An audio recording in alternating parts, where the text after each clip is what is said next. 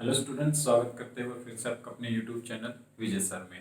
उम्मीद है कि आपको हमारे कंटेंट्स और वीडियोस अच्छी लग रही होंगी तो और उनसे कुछ नॉलेज भी मिल रही होगी। आज हमारा जो नेक्स्ट टॉपिक रहेगा हमारी नई यूनिट को लेकर के कोऑर्डिनेशन कंपाउंड को हम स्टार्ट करने वाले हैं।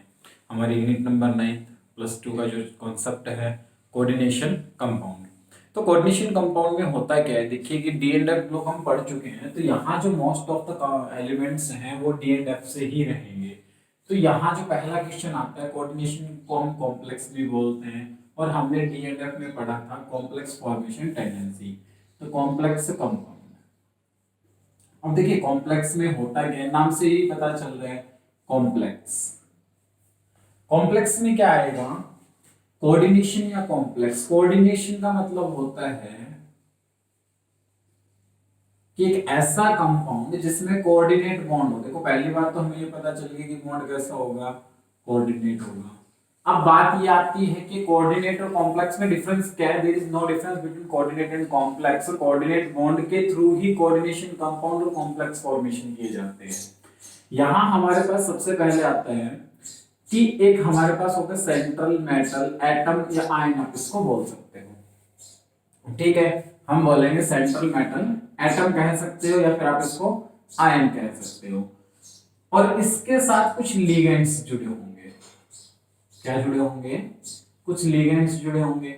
और ये एक स्क्वायर ब्रैकेट में बंद होगा, इसके बाहर इस साइड या इस side, whether it is in positive और नेगेटिव, दोनों में हो सकता है। कुछ आयंस रहेंगे जो आयनिक बॉन्ड फॉर्मेशन करेंगे और इनको कहा जाएगा काउंटर आयन। तो ये कुछ इंट्रोडक्शन सा था हमारा इसका, और इंट्रोडक्शन में अभी आगे हमें और भी पढ़ना है तो हम उसके बारे में स्टडी करते हैं, उसके बारे में देखते हैं कि इंट्रोडक्शन में क्या आता है। तो कोऑर्डिनेशन कंपाउंड में सेंट्रल मेटल एटम के साथ लिगेंड्स जुड़े होते हैं बाय द कोऑर्डिनेट बॉन्ड। ये इसकी डेफिनेशन होगी, तो मैं लिख देता हूं कोऑर्डिनेशन कंपाउंड्स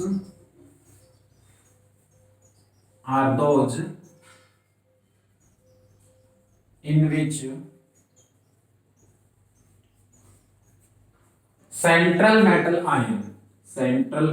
atom और ion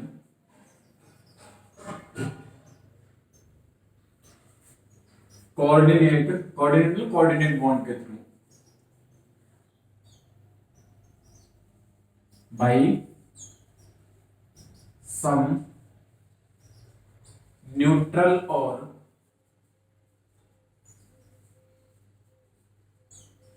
नेगेटिवली चार्ज्ड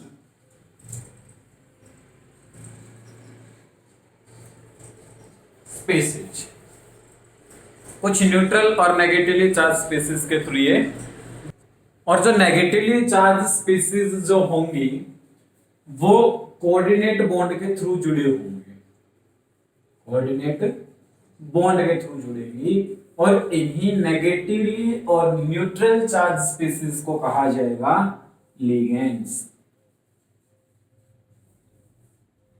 ठीक है, और केमिस्ट्री की वो ब्रांच जो कोऑर्डिनेशन कंपाउंड के बारे में स्टडी करती है उसको कहा जाएगा कोऑर्डिनेशन केमिस्ट्री। कोऑर्डिनेशन केमिस्ट्री कहा जाएगा। ठीक है, ये इसका इंट्रोडक्शन था। अब देखिए सेंट्रल मेटल एटम का काम क्या होता है, मैं यहां आपको क्लियर कर देता हूं कि जो हम हमारे सिलेबस में पढ़ेंगे तो मोस्टली अपने सिलेबस में जो सेंट्रल मेटल एटम रहेगा वो रहेगा डी ब्लॉक से आने वाला एलिमेंट, डी ब्लॉक का एलिमेंट रहेगा। ठीक है, और अब हम बात करेंगे लिगेंड्स की। तो लिगेंड्स में क्या आएगा, क्या होते हैं लिगेंड्स। लिगेंड्स नेगेटिवली और न्यूट्रल चार्ज स्पीसीज होंगे, अभी हमने बात की है तो अभी पढ़ लेते हैं कि लिगेंड्स क्या होंगे।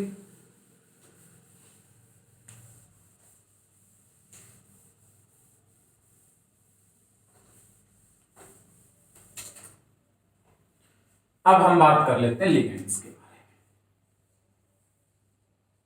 में। लिगेंड्स, अब देखिए इसको थोड़ा और इजी बनाते हैं, ये रहेंगे Lewis base. Ligands also act as Lewis base, यानी कि दे हैव नेगेटिव चार्ज और lone pair of electron,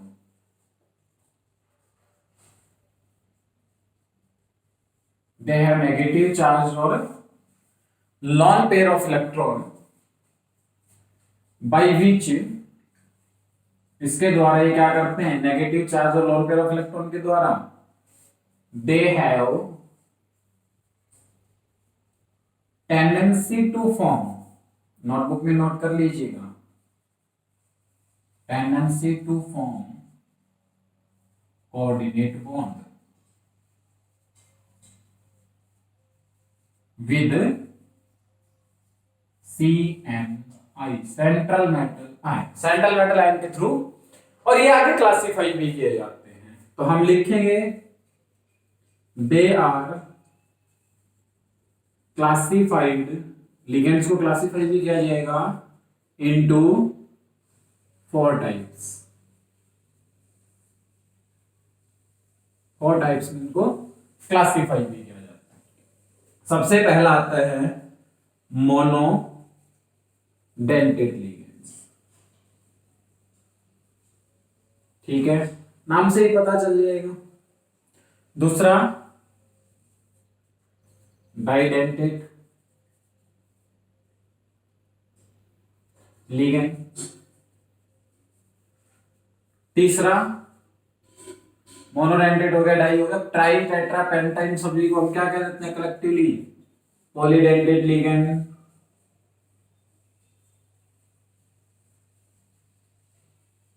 चौथा जो अपने पास आएगा वो होगा एम्बीडेंटेड लिगेंड, इंपॉर्टेंट है ये चीज हमें ध्यान रखनी, एम्बीडेंटेड लिगेंड, ठीक है। और पांचवा जो कि टाइप्स में हम काउंट कर लेते हैं, लेकिन ये होता है चिलेटिंग लिगेंड, चिलेटिंग लिगेंड। आप इसको पांचवी टाइप पे काउंट कर सकते हो, नहीं तो ये पॉलीडेंटेड लिगेंड्स की कैटेगरी में ही रख दिया जाता है।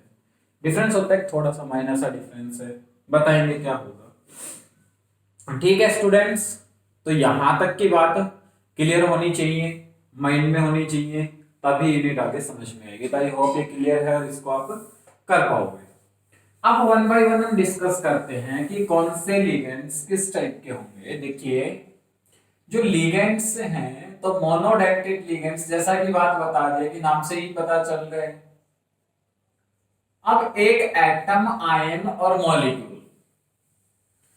उसकी टेंडेंसी होती है कि वो अपने में एक या एक से ज्यादा बॉन्ड फॉर्मेशन कर सकता है, या तो एक बॉन्ड फॉर्मेशन करेगा या एक से ज्यादा। जैसे हम कोवलेंट में पढ़ चुके हैं +1 में कि या तो सिंगल कोवलेंट बॉन्ड बनेगा या डबल कोवलेंट बॉन्ड बनेगा या ट्रिपल कोवलेंट बॉन्ड बनते हैं। लेकिन यहां थोड़ा सा डिफरेंस आएगा, और वो थोड़ा सा डिफरेंस क्या है कि एक सेंट्रल मेटल एटम या आयन जो है, या फिर न्यूट्रल मॉलिक्यूल जो है, वो या तो एक कोऑर्डिनेट बॉन्ड बनाएगा या हो सकता है एक से भी ज्यादा कोऑर्डिनेट बॉन्ड फॉर्म करने की टेंडेंसी रखता हो। अगर कोई एलिमेंट ऐसा है जिसके ऊपर 2 नेगेटिव चार्ज है तो वो दो है, कोई मॉलिक्यूल ऐसा है जिसके ऊपर 2 नेगेटिव चार्ज है तो वो 2 बॉन्ड फॉर्मेशन करने की टेंडेंसी रखता है, और दोनों के दोनों ही कोऑर्डिनेट बॉन्ड फॉर्मेशन करेगा। किसी मॉलिक्यूल पे 2 लोन पेयर पड़े हैं तो वो 2 लोन पेयर के थ्रू 2 कोऑर्डिनेट बॉन्ड फॉर्मेशन करने की टेंडेंसी रखता है। देखिए कैसे वन बाय वन हम समझते हैं। तो हम लिखेंगे दोज नेगेटिवली चार्ज और न्यूट्रल स्पीसीज, नेगेटिवली चार्ज होंगे या न्यूट्रल स्पीसीज होंगे, which can form only one coordinate bond, किसके थ्रू? With central metal ion. Central metal atom के आयन के साथ दो कोऑर्डिनेट बॉन्ड ये फॉर्मेशन कर सकते हैं, सॉरी एक कोऑर्डिनेट बॉन्ड फॉर्मेशन कर सकते हैं। कोई डाउट है? अब एग्जांपल के लिए मैं यहां लिख देता हूं Cl negative, Br negative, NH3 या फिर Cn नेगेटिव, H2O और भी बहुत सारे मॉलिक्यूल्स हो सकते। देखिए अब सबसे पहले इस कॉन्सेप्ट को हम समझ लेते हैं कि कोऑर्डिनेट बॉन्ड फॉर्मेशन होगा कैसे या कोऑर्डिनेट बॉन्ड होता क्या है। ठीक है, तो कोऑर्डिनेट बॉन्ड जैसे कि आप सभी को पता है और किसी को नहीं पता तो आज पता चल जाएगा, मैं आज अभी क्लियर करूंगा तब कि केमिस्ट्री में तीन ही टाइप के एटॉमिक बॉन्ड होते हैं जो एटम्स बनाते हैं। फर्स्ट आयनिक बॉन्ड, क्लियर है? Second covalent bond and third one is जिसके बारे में हम स्टडी कर रहे हैं कोऑर्डिनेट बॉन्ड। सभी को क्लियर है? पहला आयनिक बॉन्ड होगा, दूसरा कोवलेंट बॉन्ड होगा, तीसरा कोऑर्डिनेट बॉन्ड होगा। आयनिक बॉन्ड कैसे बनता है मैं तीनों को ब्रीफली एक्सप्लेन करूंगा। एक एलिमेंट है जिसके आउटर में इलेक्ट्रॉन है 1, ठीक है। दूसरा एलिमेंट है जिसके आउटर में इलेक्ट्रॉन है 7। जरूरी नहीं है यही एग्जांपल उठाएं, जो आपको अच्छा लगे एग्जांपल आप ले सकते हो। तो इसके आउटर में 1 2 3 4 5 6 एंड 7। अब चाहिए क्लोरीन को एक इलेक्ट्रॉन चाहिए जिसकी वजह से इसके आउटर में 8 इलेक्ट्रॉन हो जाए। भाई 7 ऑलरेडी है, एक इलेक्ट्रॉन और चाहिए किसके आउटर में 8 हो जाए। सोडियम के एटॉमिक नंबर की तरफ अगर हम ध्यान दें तो टोटल इलेक्ट्रॉन हो गए 11। पहली सेल में आ गए 2, दूसरी सेल में आ गए 8 और तीसरी सेल में आ गए 1 इलेक्ट्रॉन। अब सोडियम को चाहिए कि वो अपना 1 इलेक्ट्रॉन लॉस कर दे, यानी कि माइनस कर दे, या 7 इलेक्ट्रॉन प्लस कर दे। अब भाई दोनों ही स्थिति का अगर हम जायजा लेते हैं बढ़िया से, अगर इसको देखते हैं तो हमें पता है कि 1 इलेक्ट्रॉन लॉस करना सोडियम के लिए बहुत ज्यादा आसान है। और जैसे ही इलेक्ट्रॉन लॉस करता है आउटर सेल में इलेक्ट्रॉन हो जाते हैं 8। It means it attain the noble gas configuration. ये नोबल गैस कॉन्फ़िगरेशन को अटेन कर लेता है, नो डाउट। चलिए बढ़ते हैं आगे। ऐसे ही क्या होगा कि ये सोडियम अपना उठेगा और 1 इलेक्ट्रॉन इधर क्लोरीन को दे देगा। क्लोरीन ने जैसे ही इलेक्ट्रॉन लिया क्लोरीन पे चार्ज आ गया नेगेटिव, और सोडियम ने इलेक्ट्रॉन दिया तो सोडियम पे चार्ज आ गया positive. And there is attraction force create between Na positive and Cl negative, and this bond is called electrostatic force of attraction.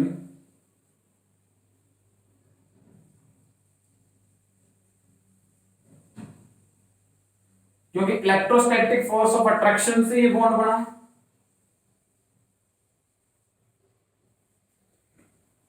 तो इसको इलेक्ट्रोस्टैटिक बॉन्ड भी कहा जाएगा।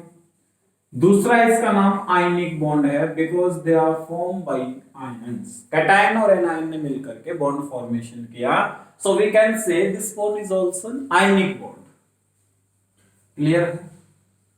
अब दूसरा आता है कोवलेंट बॉन्ड का नंबर। हाइड्रोजन के पास इलेक्ट्रॉन 1 था, क्लोरीन के पास इलेक्ट्रॉन 7 थे।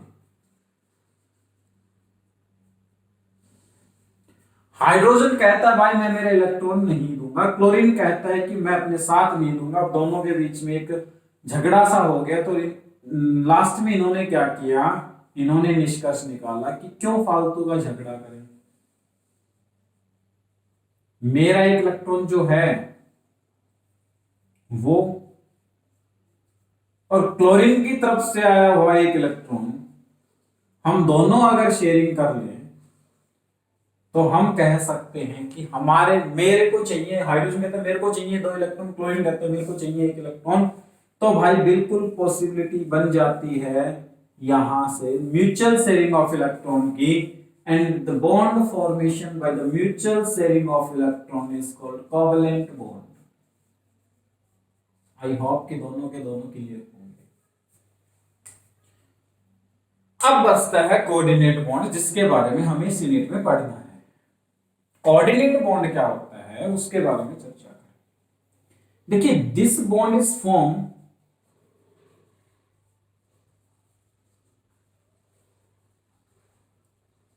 By the sharing of electron. ऊपर था mutual sharing of electron, but यहां लिखेंगे by the sharing of electron,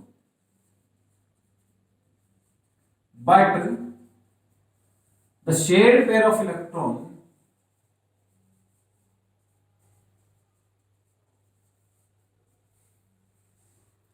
shared pair of electron come towards one atom, एक एटम की तरफ से आएगा। जो शेयर पेयर ऑफ इलेक्ट्रॉन रहेगा वो एक सिंगल एटम की तरफ से आएगा, एक तरफ से आएगा, दूसरा कुछ नहीं देगा। फॉर एग्जाम्पल, मैंने आपसे कहा कि NH3 पे एक लोन पेयर पड़ा है, और ये आप सभी को पता है कि लेविस बेस भी है। BF3 एक लेविस एसिड है और इस पे लोन पेयर की कमी है। मैं दिखा देता हूं आपको कि बोरॉन है, फ्लोरीन है, फ्लोरीन है और फ्लोरीन है। तो अगर बोरॉन के इलेक्ट्रॉनिक कॉन्फ़िगरेशन पे जाएं तो 1s2 2s2 2p1 होता है। s के अंदर 2 इलेक्ट्रॉन है, p के अंदर 1 इलेक्ट्रॉन है। एक्साइटेड स्टेट में एक s में 2 p में चले जाएंगे। इसका मतलब ये वाली ऑर्बिटल खाली पड़ी है, वो यहां दिखाएगी। ऑर्बिटल खाली है ना, यहां जाएगी और ये लोन पेयर अपनी इस ऑर्बिटल में डोनेट। इस donation of loan pair of electron की वजह से NH3 और BF3 के बीच में बॉन्ड फॉर्मेशन होता है। और अगर थोड़ा ध्यान से देखें तो मैं थोड़ा और ब्रीफली इसको क्लियर करता हूं, क्योंकि कोऑर्डिनेट बॉन्ड यहां बहुत इंपॉर्टेंट कंपाउंड बॉन्ड की कैटेगरी में रखा जाता है, क्योंकि सबसे ज्यादा इस यूनिट में हमें कोऑर्डिनेट बॉन्ड के बारे में ही पढ़ना। आगे चल के 2 से 3 थ्योरी आएंगी, उन थ्योरीज को जब हम क्लियर करेंगे तो वहां से हमें पढ़ना है कि कैसे वो थ्योरी बेस्ड है इस बॉन्ड के ऊपर, कैसे वो बताएंगे कि ये बॉन्ड बनते हैं, किस तरीके से बनेंगे, क्यों बनेंगे, वो देख लेते हैं। क्या टेंडेंसी है बनाने वाले के पास। देखिए, नाइट्रोजन की इलेक्ट्रॉनिक कॉन्फ़िगरेशन पे मैं चलूं तो 1s2 2s2 2p3, it means s के अंदर 2 इलेक्ट्रॉन हैं, p के अंदर 3। बिल्कुल सही बात है। जब हाइड्रोजन आया होगा तो हाइड्रोजन ने अपना यहां पेयरिंग की होगी एक इलेक्ट्रॉन को लेकर के। एक नाइट्रोजन का था, एक हाइड्रोजन का है, और तीनों ने मिलकर के सिंगल सिंगल कोवलेंट बॉन्ड बनाया होगा। Nitrogen hydrogen hydrogen hydrogen, and this s electrons is lone pair present on nitrogen। अब BF3 का केस आप देख चुके हैं। तो हुआ क्या कि BF3 में बोरॉन की जो, मैं थोड़ा सा साइड में आपको दिखा देता हूं, ये जो लोन खाली ऑर्बिटल पड़ी थी, नाइट्रोजन की जो भरी हुई ऑर्बिटल है, वो दोनों आपस में क्या करेंगी, ओवरलैप करेंगी। और ओवरलैप करने के बाद जो निष्कर्ष निकलेगा, नया रिजल्ट जो अपना निकलेगा, वो क्या आएगा, हाइड्रोजन नाइट्रोजन जैसा था वैसा ही रहेगा। और इधर बोरॉन फ्लोरीन फ्लोरीन। अब 2 इलेक्ट्रॉन थे, दोनों के दोनों नाइट्रोजन के, ठीक है, दोनों के दोनों इलेक्ट्रॉन नाइट्रोजन के थे। अब देखिए, यहां हम बता नहीं सकते कि दोनों इलेक्ट्रॉन नाइट्रोजन के थे या फिर बोरॉन के, बट हमें जब बॉन्ड की प्रॉपर्टीज के बारे में पढ़ते हैं तो हम बता सकते हैं both electrons are come towards nitrogen atom. दोनों के दोनों इलेक्ट्रॉन किस साइड से आए, नाइट्रोजन एटम की साइड से आए। और ध्यान देने वाली बात यह है कि बोरोन ने उनको खाली ऑर्बिटल प्रोवाइड करवाई है, जो कि अब कोऑर्डिनेशन कंपाउंड में कौन प्रोवाइड करवाएगा? Central metal ion. खाली ऑर्बिटल पड़ी है इनके पास। और लिगेंड्स के पास क्या है? अभी डेफिनेशन लिखी थी, या तो नेगेटिव चार्ज होगा या लोन पेयर होगा न्यूट्रल स्पीसीज के पास। और लोन नेगेटिव चार्ज है, इट मींस उसके पास बॉन्ड बनाने की टेंडेंसी है, जैसे क्लोरीन 2 4 6 7 और एक इलेक्ट्रॉन आ गया बाहर से, it means chlorine have negative charge. और जब बॉन्ड बनाएगा तो एक क्लोरीन का रहेगा, दूसरा जो एक्स्ट्रा इलेक्ट्रॉन क्लोरीन के ऊपर आया था वो दोनों डोनेट करके क्या करेंगे? कोऑर्डिनेट बॉन्ड फॉर्मेशन कर लेंगे। And negative charge species have tendency to form coordinate bond if any atom is present which provide the empty orbital, empty p orbital or empty d orbital, doesn't matter that is p orbital or it is d orbital, but they have tendency to form coordinate complex, coordinate bond बनाने की tendency उनके पास होनी चाहिए और वो रखेंगे। ठीक है, तो ये था पूरा कोऑर्डिनेशन बॉन्ड का इतिहास। अब हम बात करेंगे डेंटिसिटी के बारे में। मोनोडेंटेट लिगेंड्स की हमने बात कर ली कि जो लोन पेयर ऑफ इलेक्ट्रॉन देता हो वो मोनोडेंटेट लिगेंड्स होंगे, जो single loan pair of electron देता हो वो लिगेंड्स मोनोडेंटेट होंगे। उसके बाद दूसरा आता है डाइडेंटेट लिगेंड्स। भाई ऊपर डेफिनेशन है, जो एक बॉन्ड फॉर्मेशन करे ये क्या करेंगे? Two bond have tendency to form two coordinate bond with किसके साथ? Central metal ion. Central metal ion के साथ करेंगे। एग्जांपल के लिए मैं देता हूं C2O4 2 negative oxalate ion, DMZ dimethyl glyoximato, EN ethane 1 2 diamine. ये इस टाइप के एलिमेंट्स हैं, इस टाइप के लिगेंड्स होंगे जो क्या कर लेते हैं? दो बॉन्ड फॉर्मेशन करने की टेंडेंसी रखते हैं। ब्रीफली पढ़ेंगे कल इनको एक एक करके। अब आते हैं ट्राइडेंटेट लिगेंड्स।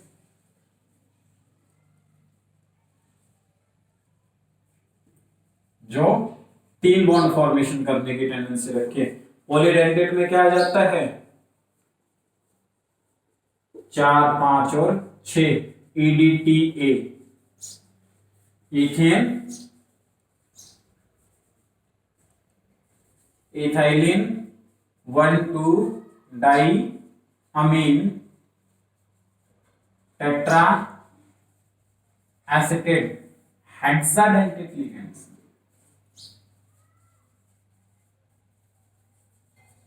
हेक्साडेंटेट लिगेंड होगा दोस्तों ये। और देखिए क्या होगा हेक्साडेंटेट में? CH2 single CH2 NH NH NH नहीं N, COO negative COO negative COO negative COO negative, दो लोन पेयर की वजह से और 4 इस नेगेटिव चार्ज की वजह से कोऑर्डिनेट बॉन्ड फॉर्मेशन कर सकता है ये EDTA। उसके बाद आता है एम्बिडेंटेट लिगेंड्स। ये इंपॉर्टेंट है। एम्बिडेंटेट लिगेंड्स क्या होंगे? They are monodentate ligands which have more than 2 atoms to form coordinate bond, but at one time only one atom can donate its lone pair or its lone pair of electron. Ambidentate ligands।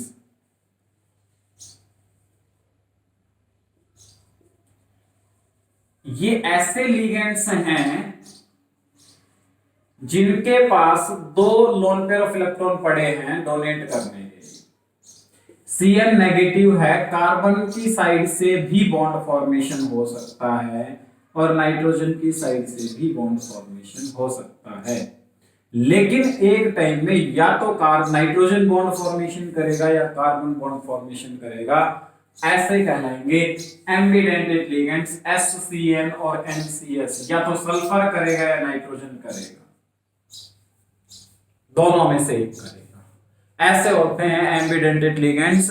उसके बाद chelating ligands आते हैं, जो अभी हमने बताया था chelating ligands polydentate ligands होते हैं, but they form ring with CMI, central metal atom के साथ रिंग फॉर्मेशन करने की टेंडेंसी रखते हैं। जैसे मैंने कहा FeN थ्राइस 3 पॉजिटिव, ये कंपाउंड है, कॉम्प्लेक्स कंपाउंड है, तो इसमें क्या होगा FeN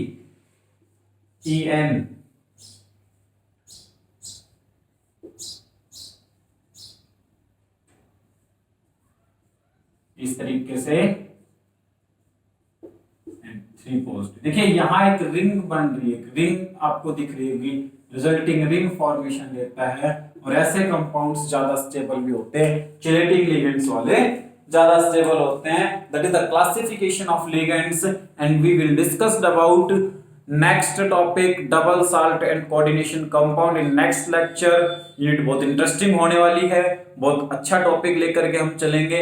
डेली कुछ ना कुछ आपके लिए नए ट्रिकी क्वेश्चंस लेके आएंगे, तो जुड़े रहिए हमारे चैनल विजय सर के साथ। सब्सक्राइब कीजिए, लाइक कीजिए, वीडियो को ज्यादा से ज्यादा शेयर कीजिए, साथ ही साथ बेल आइकन को दबाना ना भूलें ताकि आगे वाली वीडियोस के नोटिफिकेशन आपको अपडेट मिलते रहें। Thanks for watching this video, thanks for support and stay fit, stay healthy at your home.